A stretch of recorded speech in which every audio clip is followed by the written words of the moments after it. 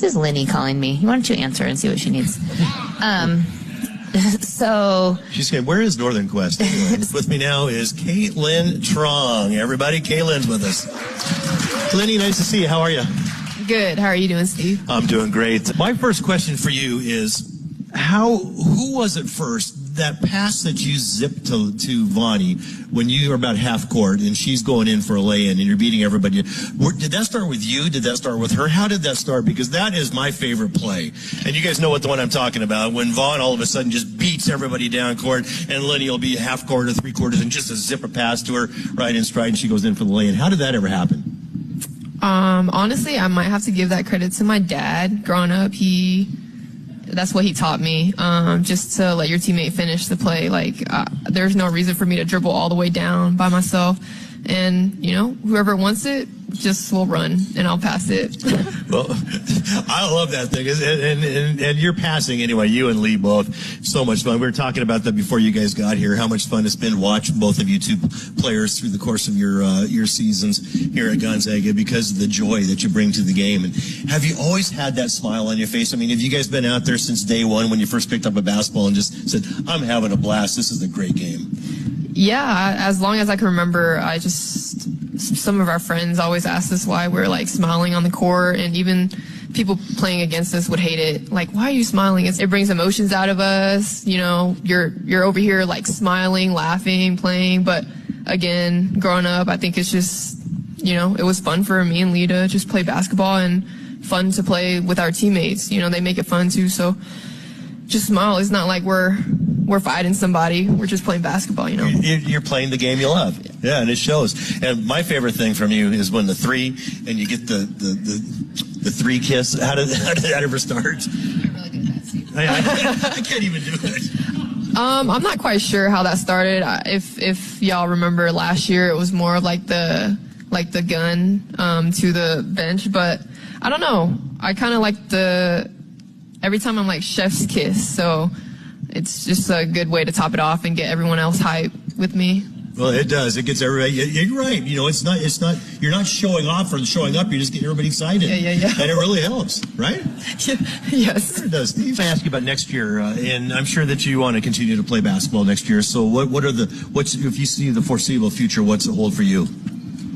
I think it'd be awesome to just be able to. Maybe try for the WNBA, but if not, me and Lee would love to play overseas, just travel the world and wake up, play basketball as our job. So it'll be cool to go overseas for a little bit. So how does that work? Do you hire an agent, or how do you find agents? Do agents find you? Do you find agents, and how does that whole thing work?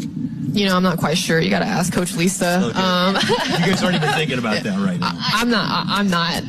I'm definitely not thinking about that right now. I'm just trying to live in the moment.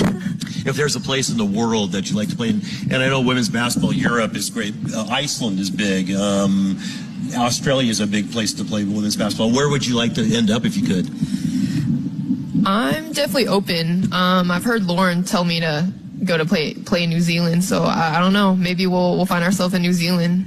We had Lauren on last week, and Lauren, we were talking about the fact that New Zealand basketball players, especially on the West Coast Conference, you look and half the teams half their rosters are New Zealand, so that's a hotbed for basketball. Yeah, for sure. And honestly, Lauren said that she knows a couple people, so maybe she can pull some strings for me. Oh, well, Lynn, I have a question for you. If a recruit was on campus, say there's a new recruit that's on campus tomorrow, and she were to come up to you and kind of grab you, hey Lynn, I got to ask you a personal question. What do you think about your playing time and your time here at Gonzaga? How would you answer her?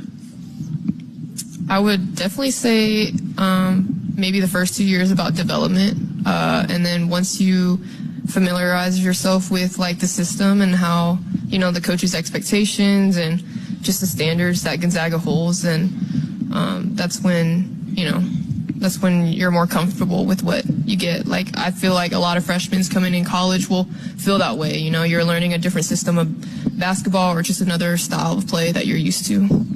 You've had some great coaches here, and Stacey, I know you're very close with Stacey. She's the backcourt player, the coach for you, and with Lisa and Craig and Jordan and everybody else. And What is the best piece of advice? Do you remember the best piece of advice that one of those coaches might have told you, maybe at the start of your career or whenever it is, but is there a piece of advice that stands out that one of them told you?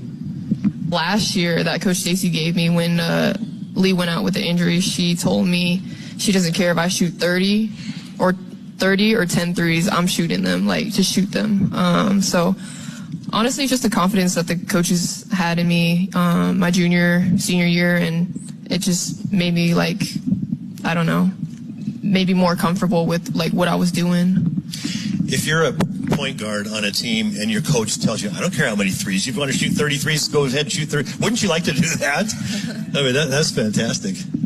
Okay, I want to ask you this one too. How proud of you on what you've accomplished yourself in your career at Gonzaga, and especially this year, the team. How proud of you at what you guys have done. I mean, this is the number one. You guys have 29-2 is the best record ever for a Gonzaga basketball team. I think proud is an understatement. Honestly, the job's not finished, and I'm just excited to get to Vegas and see what we do there. You know, I tell my teammates, let's just take care of business, because the only team beating us right now is us. So just, stay together. I mean, you've been in the West Coast Conference now for 5 years. You know what it's like to go on the road and play in front of 0 people.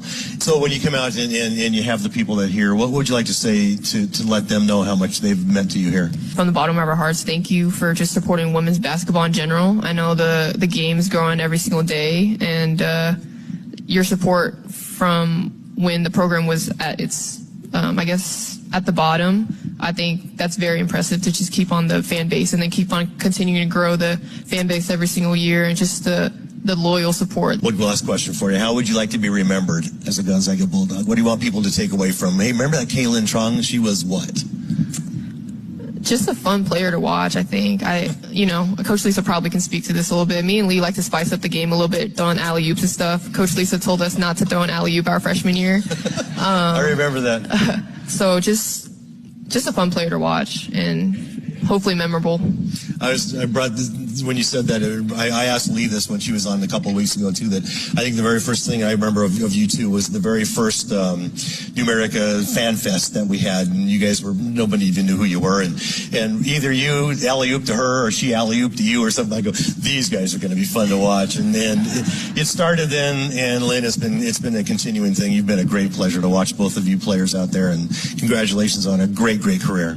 I just hope everyone likes the no-look passes. That's so. Yeah. Everybody likes those no-look passes. Steve, I know you do. I love them. They're a thing of beauty. Kaylin Trong with us, everybody.